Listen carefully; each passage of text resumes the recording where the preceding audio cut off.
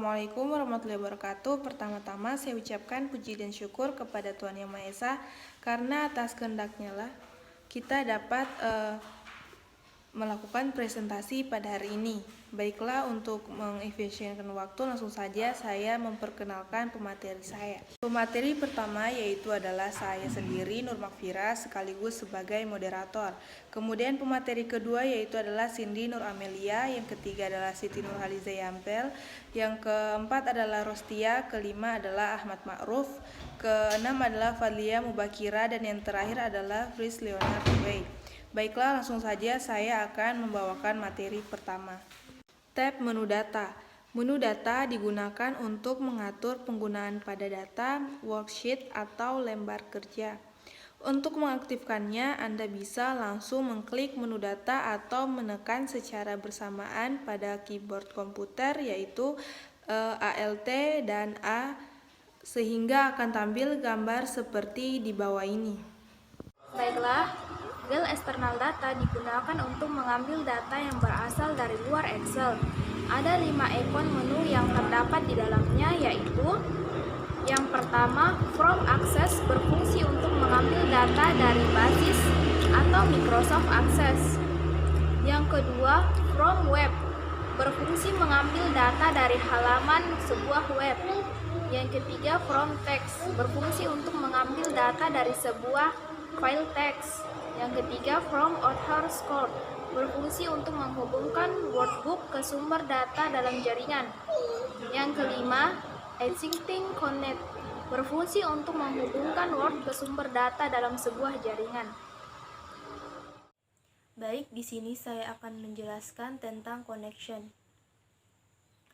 Connection, grup menu connection, berfungsi untuk mengatur hubungan data dari luar Excel yang akan Anda gunakan dengan data yang ada di Excel. Ada 5 ikon menu yang ada pada connection, yaitu yang pertama, Refresh, berfungsi untuk memperbaharui semua informasi dalam workbook. Kedua, Connection, berfungsi untuk menghubungkan semua data ke workbook. Ketiga, Connection, berfungsi untuk update pada data dokumen yang berasal dari sumber data. Keempat, Property, berfungsi untuk mengatur koneksi dokumen dengan sumber data.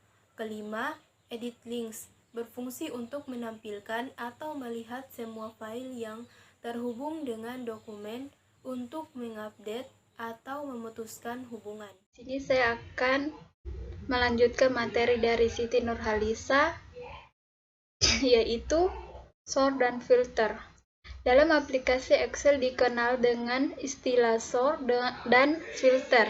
Fungsi sort pada aplikasi Excel adalah untuk mensortir sebuah data, baik itu angka dari 0 sampai dengan 9 atau 9 sampai dengan 0, dan huruf dari A sampai Z atau Z sampai A. Istilah lainnya dari sort adalah ada extending dan descending. Sedangkan fungsi filter pada aplikasi Excel adalah untuk memilih data sesuai data yang disaring yang diinginkan. Misalnya, hanya menampilkan data yang nilainya lebih dari 70 atau menampilkan data dari wilayah tertentu dan sebagainya. Data Tool. Data Tool berfungsi untuk memvalidasi data seperti menghilangkan data yang sama atau juga menggabungkan data dari beberapa range menjadi satu range yang baru.